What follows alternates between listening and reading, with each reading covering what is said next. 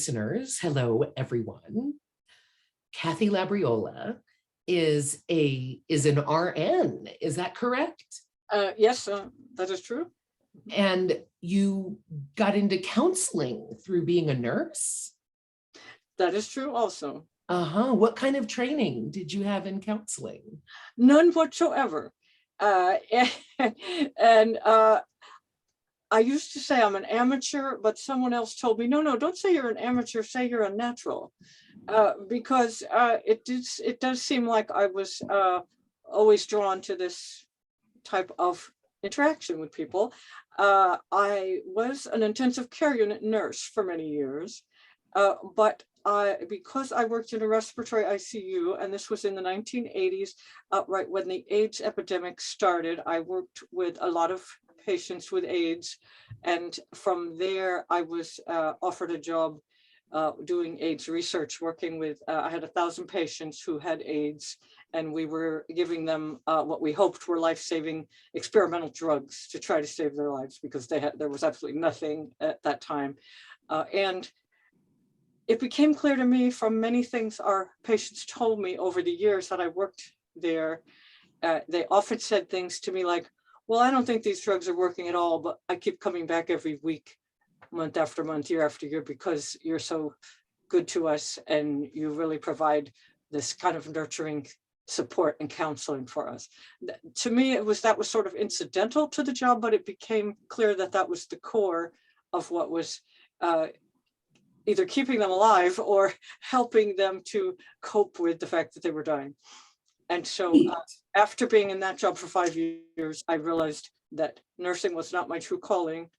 After a more than 20-year career as a nurse, I realized that was not my true calling, but counseling was. And for some reason, I seemed to know how to do it, but I've never claimed to be professionally trained. That's fantastic. So you're a direct entry counselor. Yes, I took training in hypnosis and became a certified hypnotherapist, and utilized a lot of hypnotherapy in my work. It's especially good in terms of polyamory and relationships, in terms of jealousy management, because jealousy for most people is a type of anxiety disorder. It's its own specific anxiety disorder, and anxiety is one of the things that hypnosis is best at working with, and best at reduce and eliminate anxiety. Wow, that's fantastic. So do you teach them how to do it themselves? You teach your clients how to use those techniques? I teach them some self-hypnosis techniques, yes, but they usually need a number of sessions of actual someone else doing the hypnosis for them in order to get at the root of what's causing their anxiety and jealousy related anxiety. And have you had good outcomes with that? Pretty effective? Yes, because usually someone can figure out like what is really at the core of it for them. Like, what is it about this specific situation in this relationship that is creating this extreme, intense discomfort and pain for me, that's causing me to have anxiety attacks, or is it a more general thing? Is it to do with this relationship? Is it to do with my partner's behavior or my partner's behaviors? Is it to do with my childhood and my relationship with my parents? Is it to do with a previous romantic relationship where I was mistreated, or where this is reminiscent of a similar situation? Hypnosis is very useful at kind of clearing out all the crap and saying, okay, here's what's really going on. That's great. Wow, so many potential sources of anxiety. That's for sure. Sure. I think I might have had every single one of those. Me too. At some point or another. It's true. That's great. Wow. I guess I didn't realize how useful hypnosis was. That sounds almost, if I'm understanding you correctly, almost like a form of self-soothing. It is, but it's much more about finding that part of yourself that is extremely anxious and insecure, that has a terror of inadequacy and a terror of rejection, a fear of abandonment. There's that part of yourself. When you're in a jealousy spiral, you believe that that's who you are and that that's all of yourself, but it's really a very small part of yourself that has temporarily gotten the upper hand.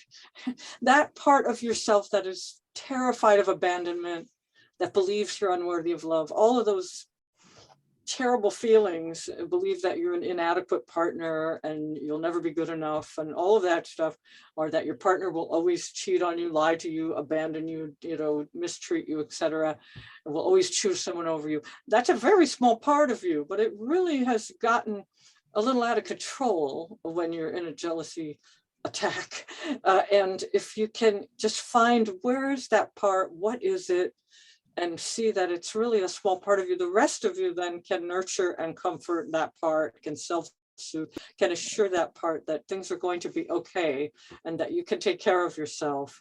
And even more so, at the root of that is realizing, as much as I may love my partner, as much as I may really want this relationship, I can survive without this person and without this relationship. As an adult, you can't really be abandoned as an adult. As a child, yes, you can, because your survival depends on adult caregivers of some type, usually parents.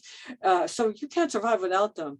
So, but as an adult, we still believe that. We think we're like a 3-year-old, and if our partner does leave us for someone else, we're going to die. But when you're in a state of, when I do hypnosis, when someone's in that state of hypnotic trance, at a deep level, they know, that inner wisdom knows, you've survived breakups before, and you could survive one in this relationship if you had to. Not that you want to, and you're hoping that won't happen. And my experience is that in most polyamorous relationships, that doesn't happen. Your partner doesn't abandon you. You're just terrified that they will, and you think you can't survive it, but you can, and you will if that happens. And once you can get to that point and know that you're going to be okay whatever happens with this relationship, then you're in a much more adult place. You're much more in your adult, and you're going to handle this situation much differently. And then the jealousy experience is greatly diminished. Wow, that sounds so useful in any kind of relationship, not just polyamorous relationships. I think it's even more important in a monogamous relationship. Uh-huh. How come? Well, because if you're in a monogamous relationship, that's your only partner. If they leave, you're all alone in terms of romantic relationships. You're single. So it's even more important to recognize that, if this partner leaves me, or if I decide I need out of this relationship, I'm going to be okay. If you're poly, if you get out of this relationship, or if the partner leaves you, you probably have one or more other partners, so you're not going to be totally alone. So I think it's even more important for monogamous people to grasp that key message. Great message. Jealousy is it's not that only anxiety. People experience a lot of jealousy in monogamous relationships. I have clients coming to me who are in monogamous relationships, and they are experiencing incredible, just out of control jealousy, and they need help too. So I think a lot of people who are poly think, well, God, if I could just go back to being monogamous, I wouldn't have to worry about jealousy anymore. No, that's not true. That is such a good point. And research shows, especially Dr. Amy Moore's research and Dr. Terry Conley, they both have found there's more jealousy in monogamy than polyamory, because you're not supposed to look at other people. You're not notice those others. Yes, such interesting. So you mentioned that you had originally you had started kind of quasi counseling when you were still nursing gay men. Who else have your clients been? Like, what kind of clients do you usually serve? Well, the majority of my clients are LGBTQ clients, and I'm a totally unrepentant bisexual woman for the past 50 years or more now, actually. But so those are the clients that are drawn to me for one reason or another, and obviously a pretty big chunk of my clients are people in some kind of consensually non-monogamous relationship, or who are, exploring that in any case. And a big percentage of my clients are engaged in some form of kink or BDSM relationship.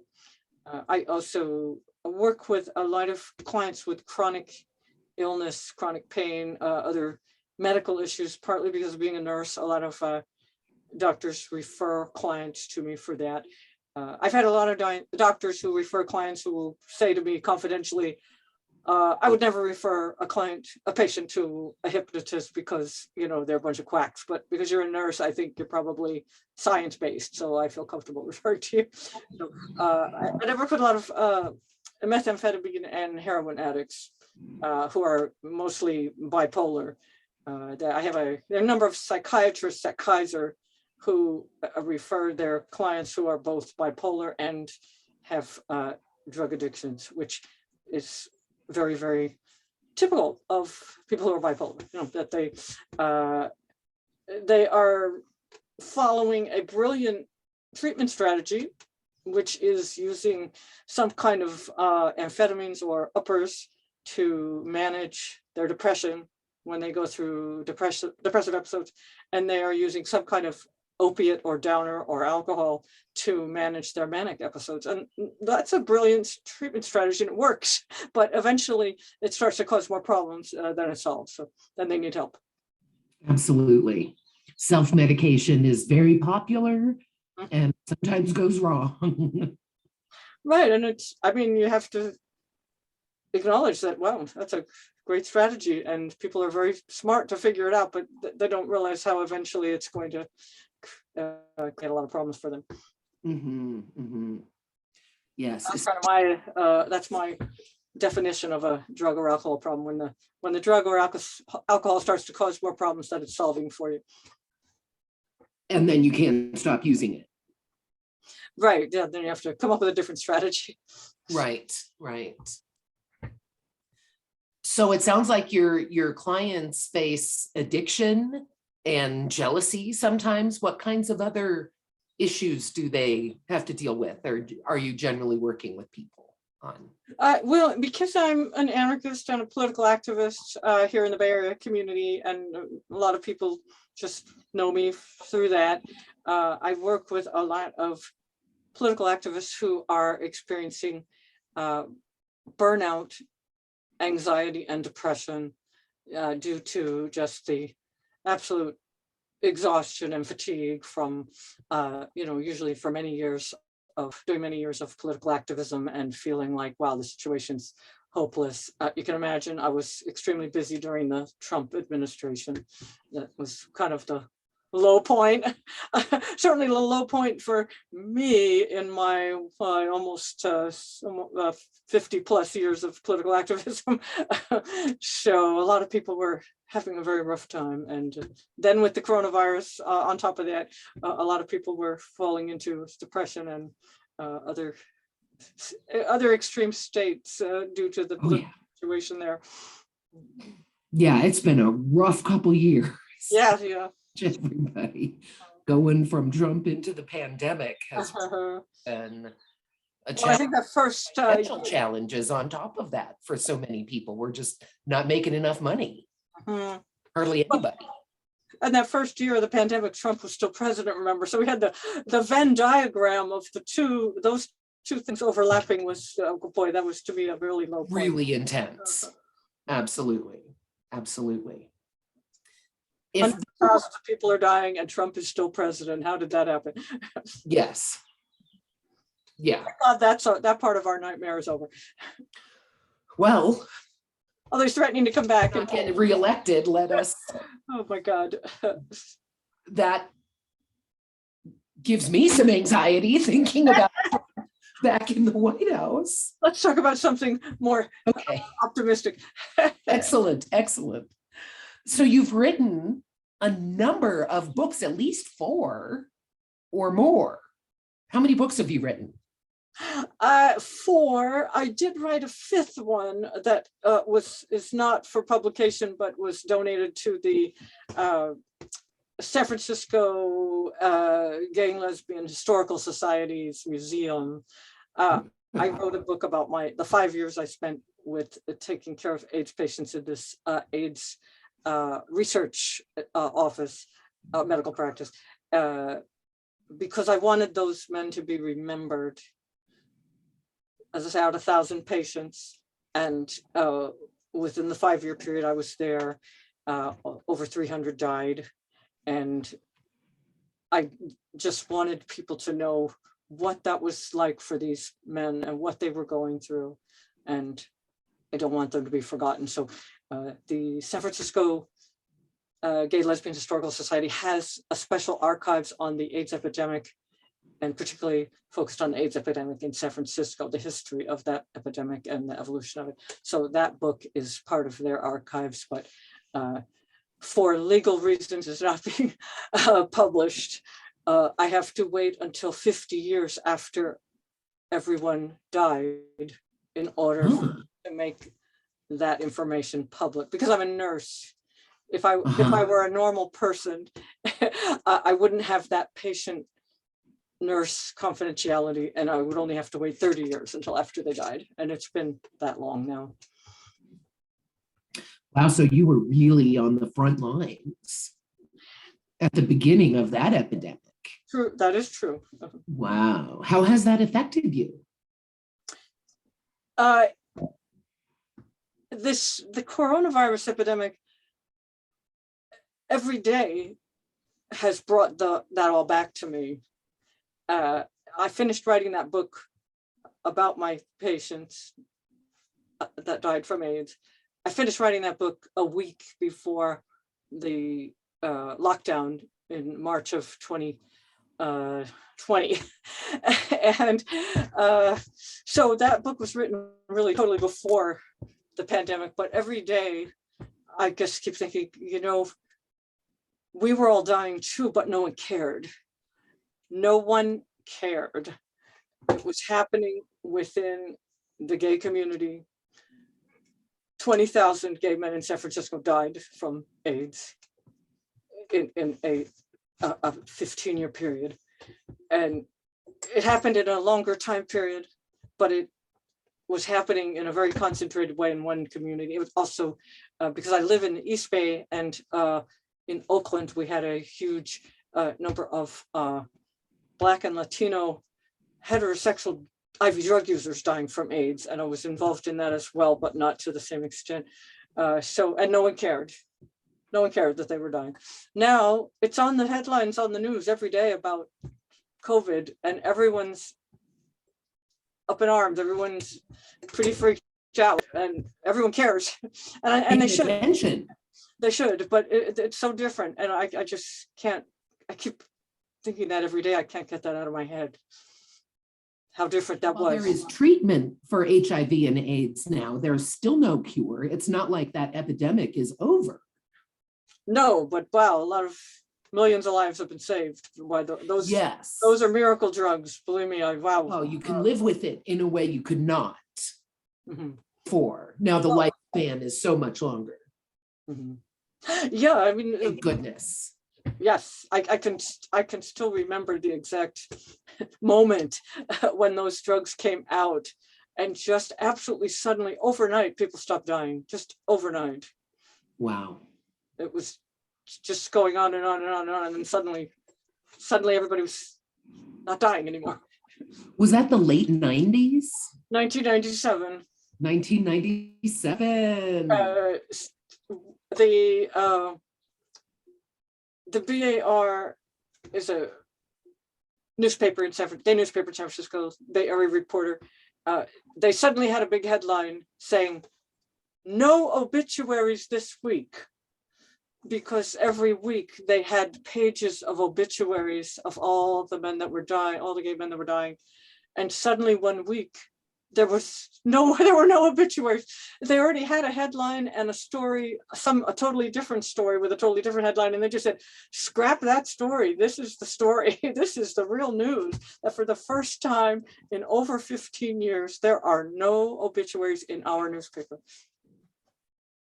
Which I mean, in a way, brings us back to what you were talking about earlier with your work with activists, because that people finally paying attention to HIV and AIDS was a direct outcome of some really hardcore and sustained activism. ACT UP, Queer Nation, you know, people coming out and demanding attention. True, very true. Very So let us hope that gives your cadre of activists that you help to sustain, let's hope that gives them hope. I hope so, yes. I do regale them with stories of, you know, my own stories of being in jail, you know, with ACT UP and other, for other, you know, chaining ourselves to fences and such. So you wrote a book about HIV. I know you wrote a jealousy workbook that has been immensely helpful to many people. I myself have recommended that book to a wide range of my clients, and they have all said that it was really compassionate and helpful, that they were a little nervous, maybe, that it might be judgmental, that there's so much judgment sometimes around jealousy, and they felt that it was really compassionate, that they weren't judged. They didn't feel judged in the book, and that was really a relief. Well, I have often said, yeah, I've often said that I'm the, you know, the only reason I'm qualified to teach workshops on jealousy and to write a workbook on jealousy is because, at least at the beginning of this whole polyamorous journey for me, I was the most jealous person on the planet Earth. And I often say that, you know, it's because I'm Italian American, I'm Sicilian. In fact, you know, we are very passionate people, and we're very passionate about our lovers, our relationships, our families, you know, and we're passionate about a lot of things, and that makes us very territorial, very possessive, very jealous. And so, you know, it's a lot to overcome. But, you know, I also often say to people, you know, people call me every day and say, you know, I'm so shocked that I'm jealous. You know, I'm so surprised that I'm having jealousy about my partner having another lover. And I always say, well, I'm shocked that you're shocked. I'm surprised that you're surprised. Why wouldn't you be insanely jealous? Your partner is out right now having sex, romance, and possibly love with another person. Why wouldn't you be like just totally unhinged with jealousy right now? Like, why wouldn't that make anyone feel very anxious, very insecure, very worried about the future, feel very confused about your own feelings and your partner's feelings about you and your partner's feelings about this other person? I mean, it just seems so normal that any reasonable person would feel that way. But yet I think people in poly community have somehow indoctrinated themselves to think they shouldn't feel jealous. And so they're surprised when they do. And I know when you talk to people individually about polyamory, the judgment around jealousy doesn't seem to come across quite as much. As a group, I feel like there is judgment against people who are jealous, like they're small and grasping somehow, rather than having this kind of, as you say, a very predictable and sensible reaction. Yeah, it just seems like, well, I think that not being jealous at all is kind of a disadvantage. It's a drawback, because I sometimes say that, you know, jealousy should be like your early warning system, or to be like, I sometimes describe it as like, some people have a car alarm, and that car alarm goes off when you just stand near the car. You're not even touching the car, but it does alert you that someone's near your car and someone is maybe going to steal your car. You know, and you know, it's kind of a crude analogy to a relationship. It's obviously, a relationship's not the same as a car, but you know, if your partner's getting involved with someone else, you should be paying attention. You should be saying, what's going on here? I need to check into this to make sure that there's no danger or threat to my relationship. And if you're not paying attention, you know, it seems like you're missing out on some important information that you need. So it's such a good point. We actually have a question on jealousy. Okay. Yeah. So I just say, don't turn off the car alarm. Just turn it down and make it within reason so that it's only going to go off if someone is actually breaking into your car. Absolutely. And not just if someone stands near it. That makes so much sense. So a person in the chat says, thank you so much for providing today's event. I have a question. What do you think about evolutionary psychologists' views on jealousy? It's based on heteronormativity. Does any of it feel relevant to nowadays? I'm not sure if you're talking about, if you're asking about the evolutionary biologists. I don't actually know what an evolutionary psychologist is. I've never heard of one. So I may be answering the wrong question here. So bear with me. But the evolutionary biologists have a hell of a lot to say about this. David Buss in particular, I would say, is the foremost expert on this.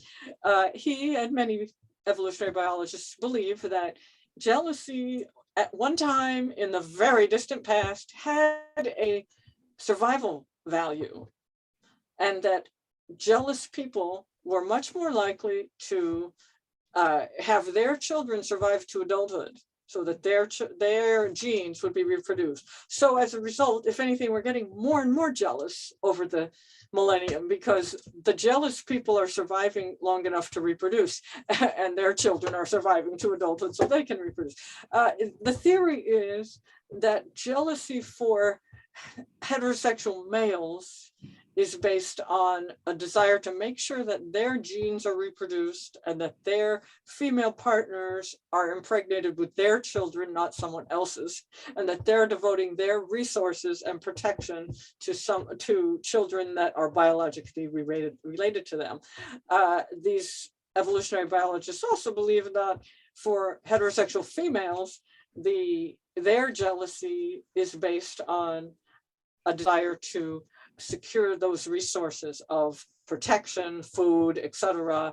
Again, we're talking about millions of years ago, at the dawn of Homo sapiens, when if a woman could count on the male for protection and of her and her children and for food, that her children would survive to adulthood and her genes would be reproduced. So these evolutionary biologists posit that that creates a difference in the motivators for women and men to experience jealousy, that women are likely to experience jealousy if a man is actually going to leave them for someone else, or if the man's devoting his resources or protection to another woman and her children, whereas for the men, their jealousy is based on sex and whether you're having sex with someone else because therefore they might be supporting another man's offspring and their genes might not be reproduced. I personally don't think it has any relevance whatsoever for the modern world, but because these instincts and all of that, it takes millions of years to change, we're still feeling it. We're still experiencing it. If they're right about this at all, we're still experiencing it. It doesn't really explain at all why queer people would have jealousy, because it's just such a totally different set of criteria as to what their motivations would be. So, except that we queer people, we still want resources. We still want to share resources with our partners. And, if my ex-wife is giving her resources to someone else, then I'm not getting them. That I can see how queer people would feel jealous. Well, I would say particularly if there are children involved, if queer people, we want our children to survive to adulthood too, and we want them to have the financial and resources and protection and etc. other resources that they need to survive and thrive to adulthood. So I think where it doesn't make much sense is if there are no children in the equation. I see. Or I can't think of a way it makes sense anyway, if there are no children involved. So do you have a favorite book that you've written? Any of your books? You love them? Good question. I think I like this last one best, which is coming out in probably July, if all goes according to schedule. And that is called Polyamorous Elders. The subtitle is Aging in Open Relationships.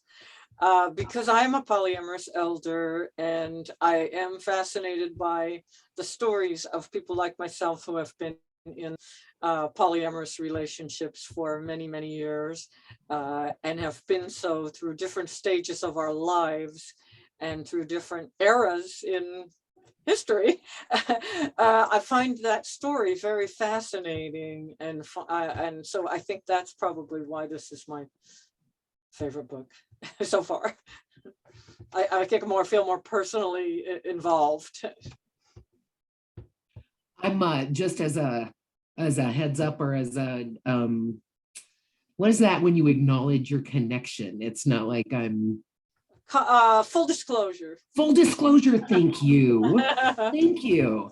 I am editing that book that Kathy is speaking of, and I am loving it. It is so good. So good. So I strongly recommend when it comes out. Thank you. And well, and to anyone listening who may be thinking of eventually purchasing that book, it's going to be a much better book because Dr. Sheff is editing it. My previous books, unfortunately, received no editing, and so are not nearly as good as this one is going to be. So I had help. Oh, wonderful. Thanks. Those are my questions for you. We had that one question so far. Actually, I do have one more question for you. Because you've been such a successful writer, you've written now 5 books. That's a lot of books. That's impressive. Do you have any suggestions for people, anybody else who's listening and wants to write a book? Like, how do you write a book? Well, actually, as I've been saying for many years, I am not a writer. I fell into this book writing thing very accidentally. About almost 40 years ago now, I wrote a bunch of zines because at that time, The Ethical Slut had not been written. There were really no books, not even any articles really or anything on open relationships. It was before the term polyamory was ever invented. We used to just call them open relationships. And so I wrote a bunch of zines because at the time I was, a friend of mine and I had started a polyamory discussion group, support group that met twice a month at the Berkeley Public Library. And the library was very willing to let us meet there, unlike every other place we tried to meet. Nobody wanted us there. So in that group, lots of people would come to that group and say, well, gosh, I thought I was the only person on the planet doing this kind of non-monogamous relationship thing. And I'm so thrilled to find that other people are doing it. Isn't there anything I could read about this? And so just out of desperation, I just started writing all these little zines about jealousy, about different models of open relationships, and various feminism and open relationships, about kink and open relationships. I just wrote a lot of little zines, and I would photocopy them at the copy mat every 2 weeks and bring them to the group and give them to people. And then when I eventually went into private practice, I would mail them out to people who would contact me. This is before the internet. I know there are a lot of people listening today that probably can't believe there ever was a time when the internet didn't exist, but we didn't have that. And so we had to mail little pamphlets in manila envelopes to people about polyamory, or those open relationships, because polyamory hadn't been invented yet as a term. So at some point, Janet Hardy from Greenery Press saw some of these zines at a party. Somebody had them at a party and said, and she happened to be owner of Greenery Press at that time.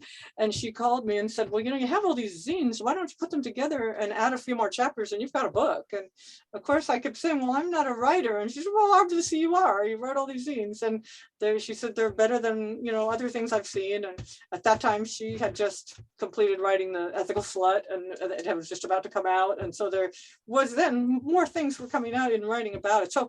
So that's what I did. I wrote a number of additional chapters and made a book called Love in Abundance. And the core of that book are those little zines from the early 1980s. That's fantastic. I love that story. So it was just accidental. And then she persuaded me to write another book. And that's when I wrote the Jealousy Workbook. And by then I was addicted. You're going. I was addicted to it. Yeah. Awesome. And now I can't stop. Well, lucky us. So we have another question from the audience. Why is much of the polyam community overwhelmingly white, cis, and middle or upper middle class? What are barriers you've seen for queers of color or low-income folks? Well, I can't really answer that question very well. The short answer from me is that the vast majority of my clients are poor people, and the vast majority of my clients are queer people, and a lot of my clients are people of color, and they're certainly not middle class. So that's the people you're describing are not the people that I'm seeing. I do when I'm asked to speak at events and conferences to with polyamory, that is the crowd I tend to see are white people who I'm kind of assuming are middle class, just because these conferences, you got to fly there and they're expensive and you got to get a hotel. You know, you have to have a certain level of affluence to be able to afford to attend, you know, conferences in faraway places. So I don't know why that does seem to be the majority of people, at least that I see at conferences and events, but that's not the people I'm seeing in my office. My mission, the mission of my private practice, is to provide very low fee mental health services to people that cannot afford, quote, a real therapist. One of my clients said, "No, you're not a real therapist, you're a surreal therapist." So I almost put that on my business card, but so the people I see can't afford to go to a real therapist, and so therefore I'm not seeing those middle class white people. So I don't, maybe Eli, I don't know if you have any thoughts on this subject, but I'm not really qualified to address it. I did some research on this actually, because I had wondered that same thing, seeing mostly cisgender, often white, generally able-bodied, not always, but, you know, kind of more mainstream empowered categories. Mm-hmm. I think it's much easier to be unconventional and publicly unconventional when you have social privileges for you from the impacts of stigma. Because anybody who's outside of the norm is going to piss somebody off. It's going to rub people the wrong way. Yeah. And you rub someone the wrong way, it can have huge consequences for you. You can lose your job, you can lose your kids, you can lose your housing, your family can disown you, your religious community can eject you, you know, and you can still be disowned by your family or ejected from your religious community if you are wealthier. But if you own your own home, you're not going to get evicted. If you are the president of a company, you're not losing your job. Mm-hmm. If you can hire an outstanding lawyer, you're not going to lose your kids. Mm-hmm. Just safer to be unconventional, especially if you're white, because then if your skin is the color of mine, I am generally not viewed as the representative for all white people.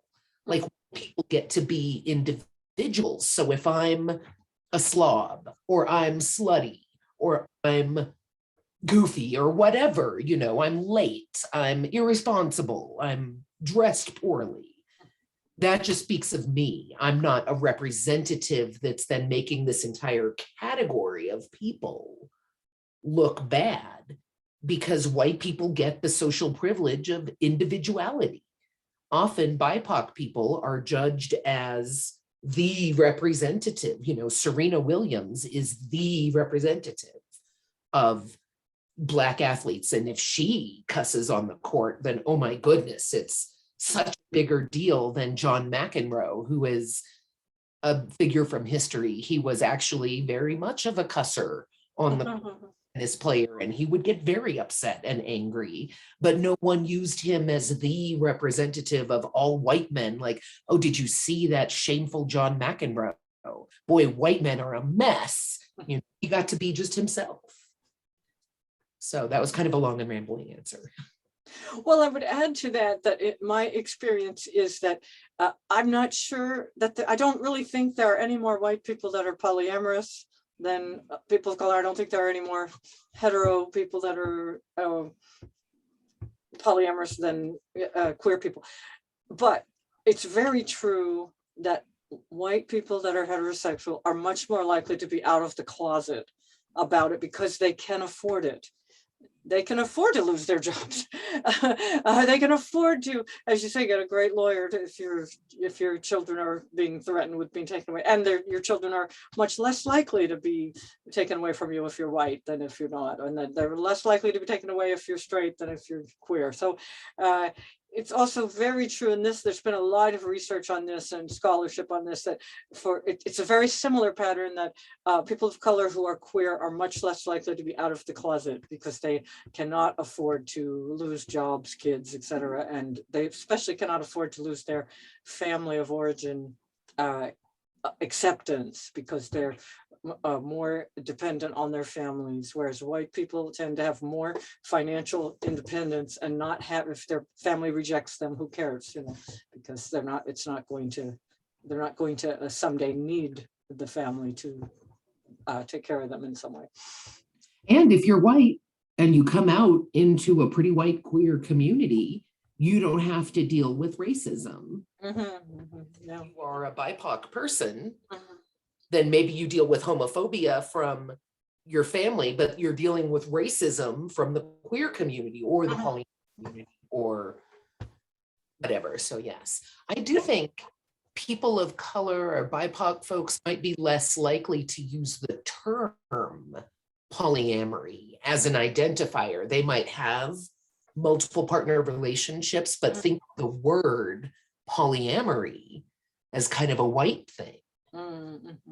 Maybe not the actions, but that kind of definition of like, oh, this is an older hippie thing, or, you know, like a young hipster thing. It's not what regular people do. Whereas if you look at the statistics, 1 in 5 people have had a consensually non-monogamous relationship. 20% people in the United States have tried consensual non-monogamy. So that makes it very much something that regular people do. Well, I think polyamory is also a very straight concept because, over 60% of gay men are in polyamorous relationships, but they don't use that term. I've never heard them use that term at all. They just say they're in an open relationship, or they say they have an agreement or an arrangement, or, they use different terms. And they were doing it long before we folks were, long before anyone else was. So they pretty much invented it and have perfected it and do it better than anyone else. So, but they don't call it that. But I would add one other thing, and that is that some of my clients who are people of color who are in poly relationships have been chastised by white people who are poly for not coming out of the closet. And because there's a certain strata of white poly folks who think everyone should come out of the closet and declare to the world, but they don't realize that the price of coming out as poly is much, much higher for people of color, and particularly in terms of potentially losing their families of origin and their siblings and nieces and nephews and other, family members that are very, very important in their lives. I would absolutely agree. And there's this kind of white thing that there's one correct way. Right. Out, and that's loud and publicly and to everyone all the time from blast. Whereas I think many different subcultures, cultures, ethnicities will have a whole different way to handle that, that's not so in your face, but still recognizes Mhm. the relationships. And it doesn't have to be just this one way that white people tend to use. I think there's a lot of different ways. Mhm. Well, and a significant percentage of my clients are immigrants. And so they have this additional vulnerability of potentially being deported or losing a green card or losing their possibility of citizenship. So very, very uh, concerned about doing anything that's going to make them look too different, or being open about something that may somehow come back to haunt them in terms of their immigration status. So, and one last thing, there is a really terrific book called Love is Not Colorblind by Kevin Patterson that addresses this in a huge way. And I would really encourage anyone in the poly community to read that book. That is a fantastic book. Mhm. I'm putting it in the chat. I forget the subtitle. It's long and I never get all the words right. So I'm just going to skip the subtitle. But if you look under Love is Not Colorblind, you'll find it. With that author. Oh, it's so good. Strongly recommended. Thanks for Mhm. that. And he really has taken so many risks in being just completely out of the closet and the public face of being Black and poly, and just a really courageous, really articulate voice. And I can't praise him too much for the courage he's had to really just do. And I'm sure he gets plenty of attacks from people in of his own ethnic background as well as other people as well. So I'm sure he's had to put up with a lot. Absolutely. Absolutely. Also, I would say that his podcast, Poly Role Models. Oh, yeah, it's great. Yeah, Very good. forgot about that. So we've got Highly another recommend question. that. Oh, yeah, so good. Mhm. What is your favorite book that you've read about polyamory? Is a question from the chat.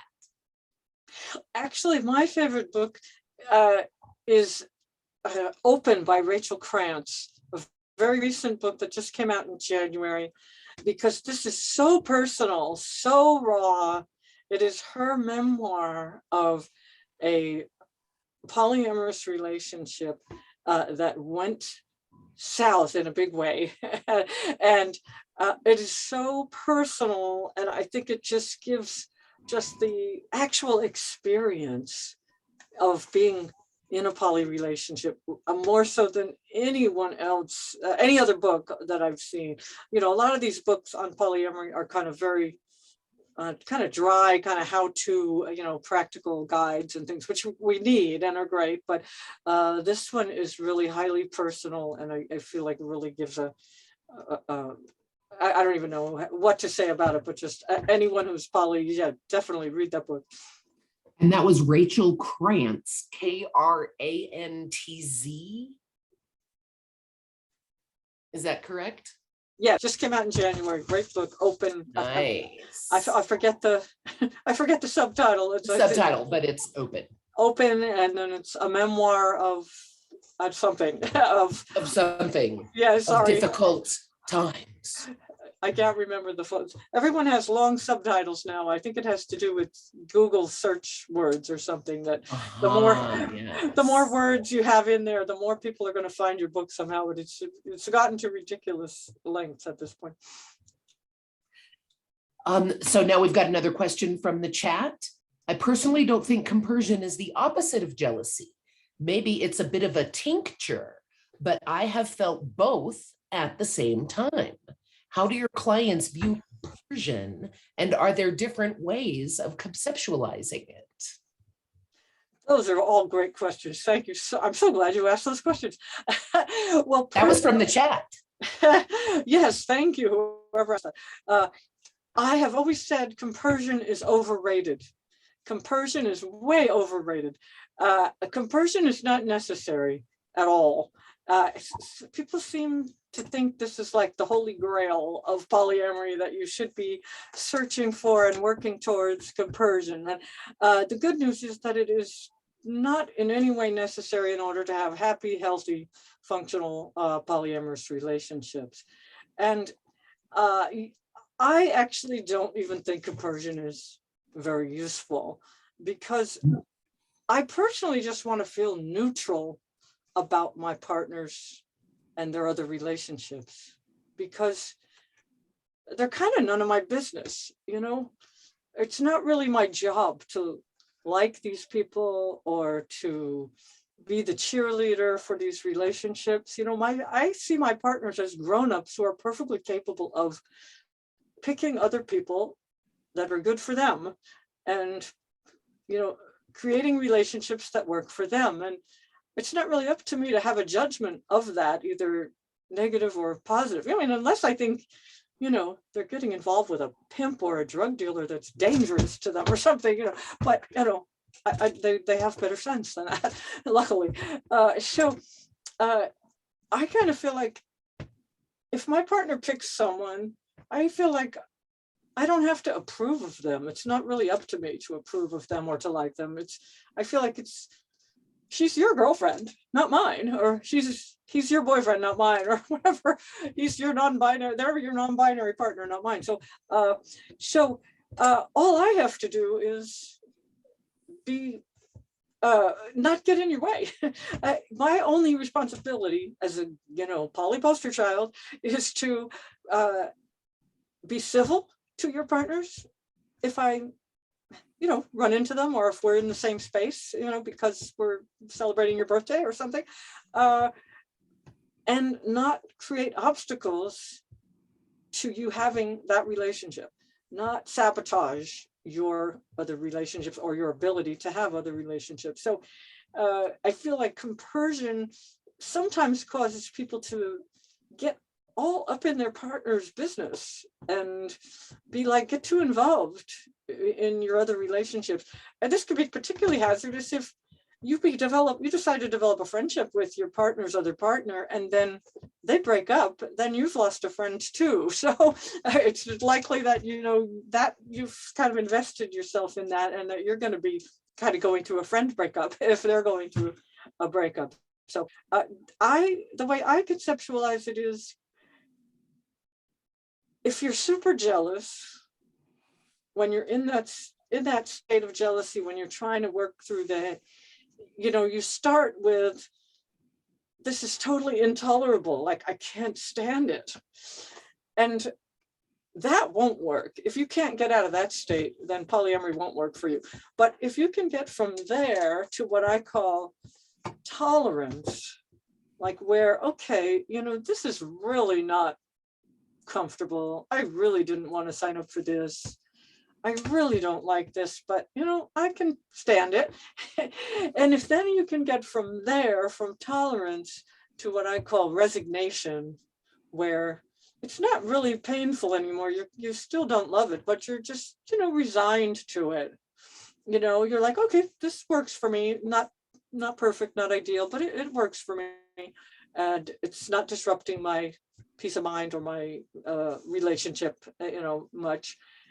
And then the ultimate goal is, to me, to just get to neutral, just get to acceptance. I'm accepting that my partner has another partner or partners. I'm accepting of them and who they are, and I'm accepting of their partners and their relationships with their other partners. That is really all I need, you know, to get to neutral and be like in acceptance. So I tell people, try to get from the I can't stand it and I'm going to die to the tolerance, and then try to move from tolerance to resignation. And if you're really lucky, you'll be able to move from resignation to acceptance. And then, to me, that's about as much as most of us can possibly expect of ourselves. So that actually brings up these next two questions. Two people are asking about. I'm not sure if I answered all those questions, because there were 4 or 5 of them. So is there one I missed? Sorry to interrupt you. I think you did a great job, and it leads right into these other two. Okay, great. So we've got 2 people asking similar questions. How do you navigate jealousy when you're experiencing it? Coming back to the car alarm metaphor, what's the best way to deal with the alarm? You were talking about kind of moving through these stages. Mm-hmm. How do you move? How do you decrease jealousy or calm that? Well, My experience is that there are two basic approaches people use, and they're overlapping. They're not mutually exclusive. One is what I call the engineering approach to jealousy, and the other is what I call the phobia approach. And the engineering approach is to say, okay, there are certain things that just make me go into a deranged jealousy attack. Can I somehow engineer those things out of the equation? If it's like, my partner spending too much time with another partner, would they be willing to dial it back for a while so I can kind of get my bearings here and get a little more in control of myself? Is it a particular, is it that my partner is having a relationship with someone who's like a friend of ours, and there's something about that that's just like too incestuous for me? And do I need to ask for some kind of a agreement that you're not going to get involved with any of my closest friends, or, is there something specific that needs to change, or is there a certain sexual activity that is triggering my jealousy? And do I just not want you to do kink with anyone else, or is there a certain type of sexual thing that is really triggering me, and could I ask you to avoid that for now until I can maybe get a little bit more, myself together here. So that's kind of the engineering approach. Or a big trigger for some people is staying overnight with a partner. And so they'll ask, for the first month of this new relationship or so, can you just not stay overnight? So, come home at 3 a.m. if you need to, but, just let me just know that you're going to come home at some point during the night so I can kind of get through this. So the phobia approach is more like, okay, here are all the things that are making me jealous. How can I incrementally expose myself to those things little by little and get a little more comfortable with it, like one step at a time? It's kind of way therapists deal with someone having a phobia of water or phobia of heights or something, where you would just gradually expose yourself to the frightening situation a little bit at a time until you start to feel more comfortable with it. And there's no right way or wrong way, and they are overlapping, but I usually suggest starting with the engineering approach if there are a few things you can identify that you just want to ask to engineer out of the equation for the time being. That was a fantastic answer. Mm-hmm. I think that was 2 questions too, but now I can't remember if I answered them both. Well, now we have 3 questions about kind of the political aspect of polyamory. For instance, did your political leanings influence you becoming queer, polyamorous, kind of entering those relationships, or was it the other way around? I'd say, you don't have to be an anarchist to be a polyamorous or to become a polyamorous, but it sure helps because, and you don't have to be a feminist to be a polyamorous, but it sure helps. Those are 2 key core components of my political worldview. And for me, part of being a feminist and part of being an anarchist means that I need and want and feel I deserve a certain amount of autonomy as a human being. And particularly because I'm a feminist, I would never want to be in a relationship, particularly a heterosexual relationship, where I felt enslaved or owned or possessed in some way by a partner. And, certainly you can feel that way in a queer relationship as well. But, that dominant heterosexual paradigm is, we just kind of fall into that. So to me, being fully in my power sexually as a woman and feeling that I have control over my own sexuality, no one else owns that, to me, that is key to my emotional health and safety. And it's not that you couldn't have that experience and be in a monogamous relationship that was freely chosen. But for me, feeling that I don't want to, and I'm not willing to promise lifelong sexual fidelity to one person that's really a core part of who I am. It's possible that I might accidentally or actually consciously choose that at some point, but it would have to be something I would choose freely, rather than feeling like, well, I have to do this because that's what relationships have to be like. This is the way it's done. Right. And, during the 1970s, which, was when I was very young and, first becoming sexually active and was also polyamorous, I was part of a queer, primarily lesbian community where lesbians could see that, monogamy had not worked out well for the straight women we knew. And so we felt that it was, part and parcel of a very oppressive relationship style. And so a lot of lesbians and bisexual women chose non-monogamous relationships, feeling that that was a more evolved form of relationship with, not being possessive of our partners and not demanding monogamy of them. So, for some queer women, that was a core part of forging a new kind of queer relationship that was not based on the heterosexual model, because, as I said, it had not run well the straight men we knew. And we thought, well, why do we have to copy that? It seems like a somewhat, really a bad system that doesn't work. It's not making people happy. Certainly not making women happy. Well said.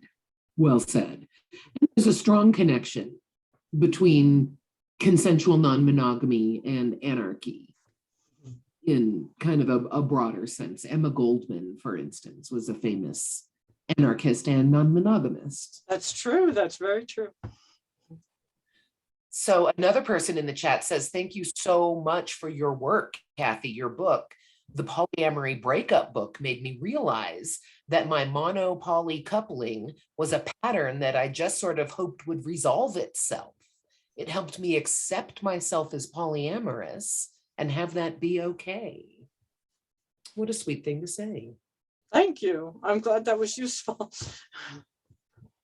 Ironically, I'm going to contradict myself in the Poly Elders book, because I'm seeing a trend, a small but significant trend of older polyamorous mono couples, where the women are monogamous and have always been monogamously oriented in their lives. They never thought they would want to be or be happy in a poly relationship, but they're partnering with men who are poly and who are already in a partnership with another person. So that for a number of reasons, which probably don't have time to go into right now, it's a successful trend that I'm seeing. There are a lot of reasons why older women who have always considered themselves very strongly monogamous do not need a monogamous relationship any longer when they're older. It's partly because their children are grown, they're not looking for a father for their children, and they're not looking for financial support from a partner. They often have adult children and grandchildren that are very important to them, that fulfill a lot of their relationship needs, and they don't want a husband. They've had a husband and they don't want another one. They don't want to live with a man even. They just want, love, sex, companionship.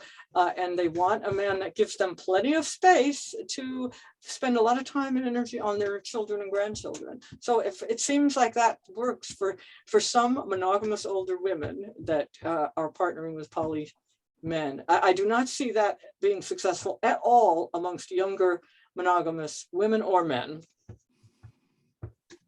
I've seen it very occasionally be successful, polymono, but it's really hard.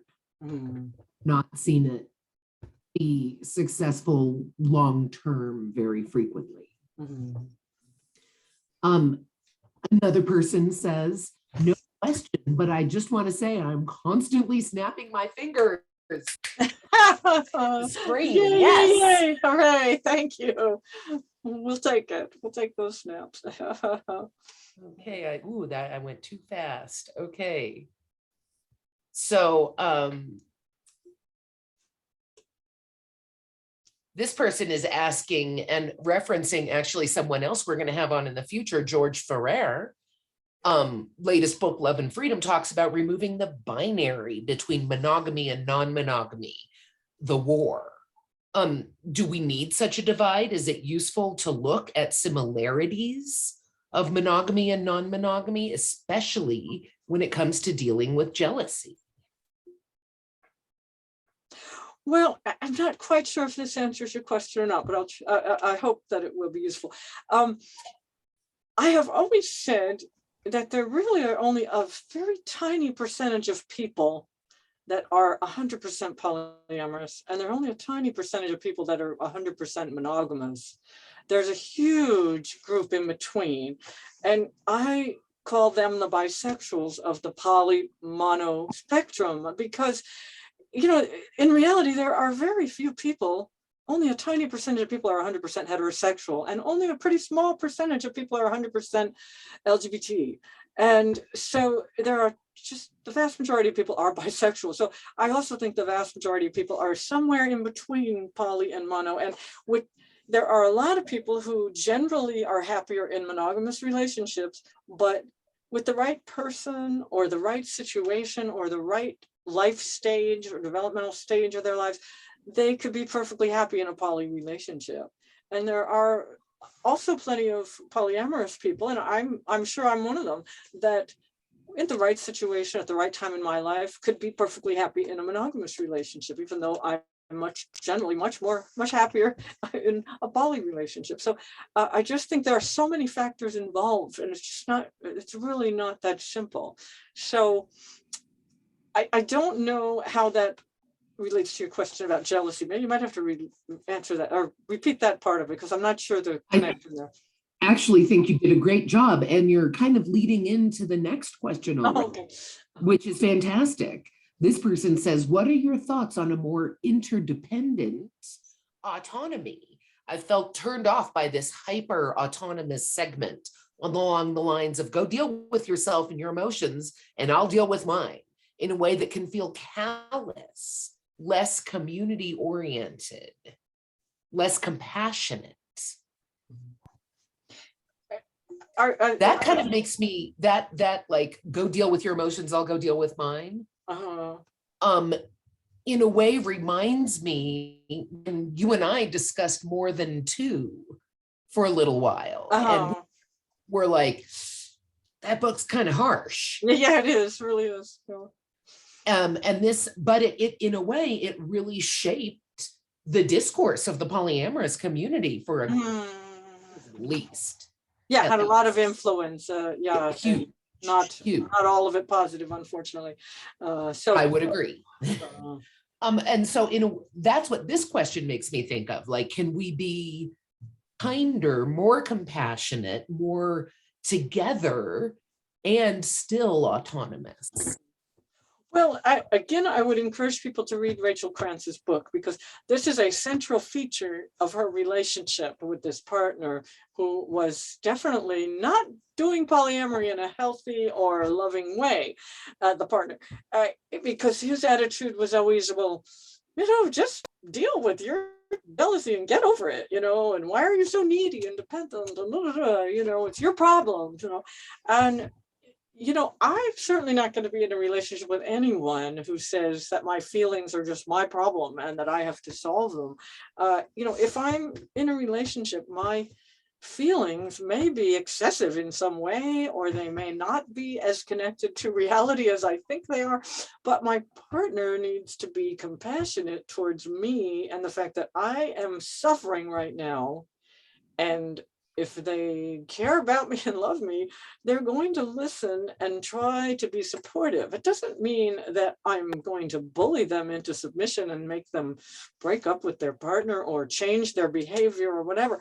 I may be just needing support and love, or there may be some change I'm asking for in the way my partner is doing polyamory. And they can, even if they decide they don't want to make that change, they can be very loving and compassionate about how they relate to me, rather than just saying, well, this is your problem, go deal with it. You know, relationships are interdependent, as the person who asked this question said. You know, when we fall in love and connect at a heart level with another person, you know, we're really opening our hearts to them and giving them a lot of power to hurt us. And they need to wield that power very carefully and really be there for us, and create a safe space for us to have unpleasant feelings that may also make them uncomfortable. They may not want to hear that we're feeling lousy, you know. I mean, I think I always tell people that being polyamorous means that there are going to be times when you're going to do things that hurt your partner very deeply. And it doesn't mean you've necessarily done anything wrong. You haven't done anything outside of the agreement, but you're doing that, having this other relationship or whatever it is you're doing in another relationship is hurting them badly. And you're going to have to learn to tolerate the fact that your actions are going to hurt your partner. You're going to have to tolerate that they're going to have some pain, and you have to trust them to be a grown-up and to come to you and ask you for whatever it is they need in order to feel better. And you're going to have to be a grown-up and treat them caringly in that situation. So I think some people just have this attitude that, hey, we're polyamorous, I can do whatever the fuck I want, and you don't even have the right to be upset about it. As you know, when you enter a relationship, you're not single. You are no longer single. You're in a relationship, and you need to be supportive of your partner and try to help them manage whatever is coming up for them. You can't just do whatever you want without any negotiation or any kind of compromising. Otherwise, you just be single and not, you know, just be very solo, poly, casual, you know, relationships only. Very well said. And then our final two kind of wedded questions are about, does it have to be kind of focused on polyamory? And someone writes, ambiamorous represent, and is there, and then a different person writes kind of in the same vein, is there the word panamorous, like pansexual? And both of these to me seem like kind of the polyamorous doesn't necessarily work for everyone, that terminology. Have you other terminology that might work, or not much? Yeah, I don't really know what ambiemory is, and I don't know what panamory is.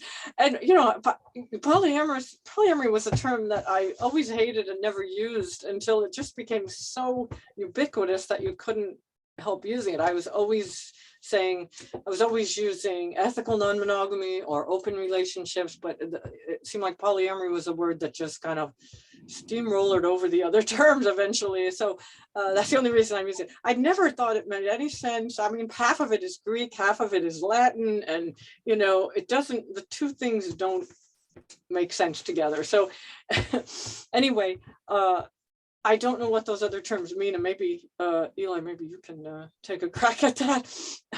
They're kind of both similar. Ambi means kind of either. It comes from ambidextrous. Mm-hmm. You can use either hand, but it implies kind of a dichotomy because it's either one or the other. And whereas pan implies more of like the full. Oh, I see. Uh-huh. And I know, Kathy, that you have another engagement. We have one final question, if you have time, and if not, that is absolutely acceptable. No, I do. I have time. Okay, this is our last question. Thanks everybody for hanging in there, and it's a great question. What place does couple privilege sit within jealousy? How does couple privilege relate to jealousy? Well, you know, I can never like that term couple privilege because it implies that there's something wrong with being part of a couple, and that you shouldn't be in a couple, and that you're somehow lording it over everyone else by being part of a couple. And I don't think that's true. I do think that I also think that when you've been in a relationship for a long time, whether as a couple or a triad where you've all been living together for a long time, and then a new person is coming into that situation, it is very difficult for the new person because they are coming into a pre-existing relationship, whether it's a couple, triad, or quad, or anything else, and that they don't have the same amount of power that the other people do. But in my view, that's not a function of couple privilege or even of triad privileges, because I do know a lot of people that are in long-term triads that have been together a long time, and the same dynamic, it plays out if there's a new person that's involved with one or all of them. It's a function not of privilege, but a function of the pre-existing level of commitment and investment that people have made in the pre-existing relationship. You know, I have been with my partners for 35 years and 50 years respectively.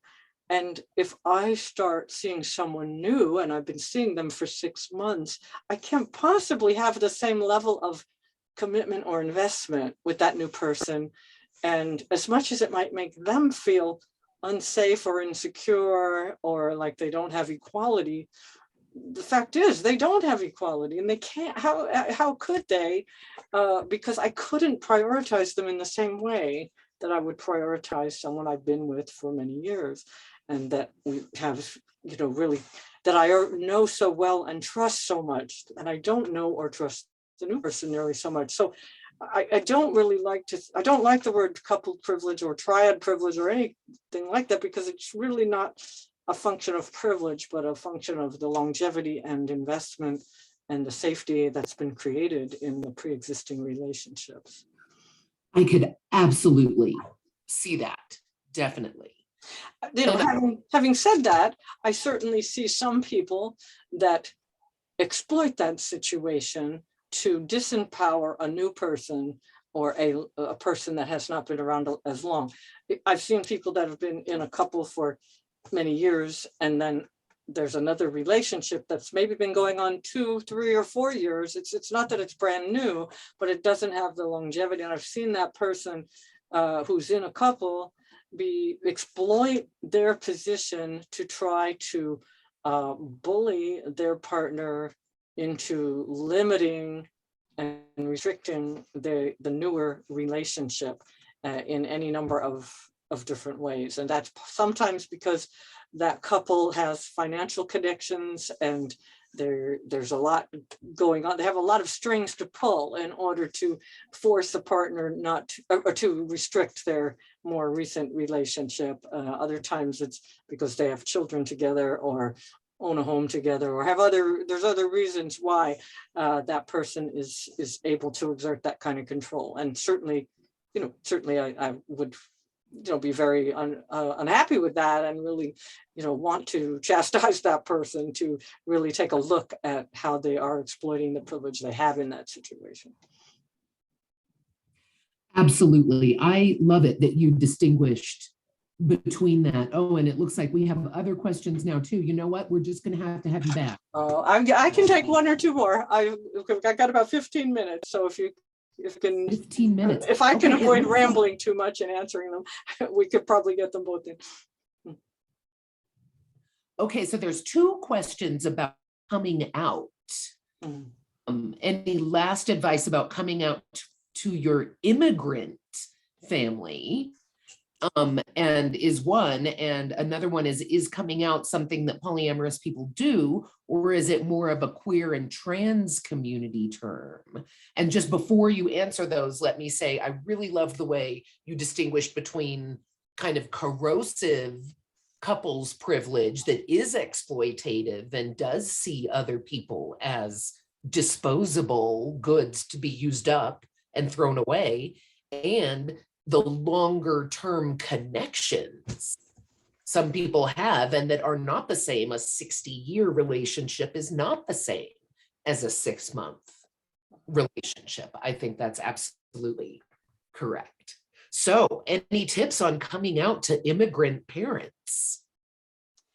You know, I don't have any specific tips on that, but I always recommend what I call the platform release strategy for coming out, whether you're queer and coming out as queer, or whether you're poly and coming out as poly.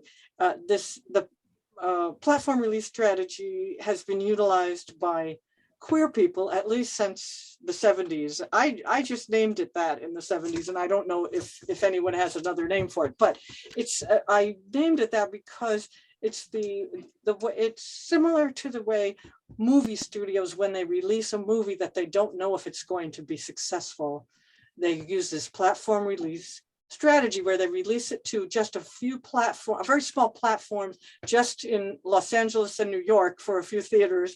And if they make money, then they release it to a few more theaters in more states. And then if it's really fabulously successful, they release it everywhere. So queer people have always used this strategy of platform release strategy of identifying either a close friend or family member that you think is going to be supportive of you being queer, and in our case of being poly and coming out, identifying whoever the person is in your circle that is most likely to be accepting, and I usually suggest float a test case by saying at some point in the conversation, saying, you know, I have these friends who are in this polyamorous relationship. What do you think about that? You know, and if they say, oh my God, they're all going to hell, and then, you know, okay, I'm not going to tell that person that I'm poly. But if that gets a lot of acceptance, then the next time you're talking to them, come out to them as poly, and then ask them who else is likely to be, who they think was likely to be accepting, and then go to that person, whether it's a friend or family member. You know, and being poly, it's usually a lot easier to come out to your friends than your family, but even within your family, to say, well, do I have a cousin or a sister or somebody, an aunt, somebody that I think is going to be more supportive, and then you also have to decide, is this person trustworthy not to tell everyone in the family in the next 5 minutes and cause me all kinds of grief? So I really recommend that for people coming out as poly, and I don't know if there are any particular strategies that would be, or tips for someone who has an immigrant family, whether there's something different about how you would come out to someone in that family, or whether it would be safe at all, depending on, I often say if religion is involved, it's going to be a lot harder, whatever that religion is, whether it's Christianity, Judaism, Islam, or anything else. Much more except the pagans, they seem to be totally fine with it. Right, if you got pagan parents, hey, they're probably poly too. Exactly. One time. The Unitarian Universalists also tend to be pretty welcoming. Oh yeah. They have a plan. They've passed in 2014. They passed some kind of policy that they're affirming and welcoming to poly individuals, couples, and families. Fantastic. There's several chapters of in various cities of Unitarian Universalists for polyamorous awareness. They're featured in my Poly Elders book. I would also say, if you are going to come out, don't choose an already kind of fraught event time. So avoid Thanksgiving, a wedding, baby shower, you know, whatever. Like, don't. It's tempting because the family's all together and you kind of want to like rip the Band-Aid off and just get it over with. Careful, don't do that. And then definitely don't come out to more than one person first. Definitely not, and definitely not at a family event. I'm really glad you mentioned that, or a holiday that's, you know, for a fraught time anyway. Yeah. Yes, absolutely. Whatever. But I wrote a book about this specifically to help people come out to their families, and if you're that's right. Science oriented or has any trust in science at all, this book can help because it's based in research, longitudinal study, and it's called When Someone You Love is Polyamorous, and it's quite short. It's a great start to a conversation. It doesn't finish everything, but it addresses things from a scientific kind of removed perspective that just introduces ideas. There's another book, and I can't remember the name of it, Tamara Pincus's book. What is it about coming out as poly? It's called Polyamory. That's it. It's called Polyamory. Which is a terrible name for that book. That it's so confusing. It doesn't tell you anything about the book. Mhm. Great. She's got stories about coming out at work and with families and all sorts of. It's really an excellent book. Thank you for bringing that one up, Kathy. Thank you. And There's one more thing about coming out that I usually suggest. Whatever you do, don't bring your new girlfriend, boyfriend, partner home and announce, this is my new lover, so-and-so. It's just not fair to that new person, nor is it fair to your family members that they're being introduced to you being poly, and then this person who is now being added to your life at the same time. It's much better to come out as polyamorous, as being a part of your relational orientation philosophically and all that, and then at some later point introduce a new partner that's part of this poly configuration. And I often tell people, don't even think of coming out to anyone in your family until you have been in a poly relationship for at least 1 year that is actually working. Because I've seen people come out to their families and introduce the new partners, and then the relationship blows up a month later, and then you're totally embarrassed that, you know, this relationship is gone, it's over, and your family is going, well, what the fuck was that all about? Well said, as always, Kathy. I always enjoy talking to you. You have the Thank you. to say. Likewise. Thank you so much for your time. That's it. No more questions? All well, right. we do have more questions, but your time is out. Okay, I guess we better wrap it. Is there any brief one that we could address, and then we'll wrap? No, they're all too. We've just got to have you back. Oh, okay. Well, otherwise, you're welcome to email me those questions. I'll answer them, and you can respond to who, if you know who's asking them. I'd love to answer them, but now we don't. Awesome. So we will put your email on our Discord chat. That's a great idea. That's a great idea. Feel free. Thank you so much for your time, Kathy. All right. Thanks for having me. Thanks, Jess, also for organizing, coordinating all this. Bye-bye. Absolutely. Bye, everybody.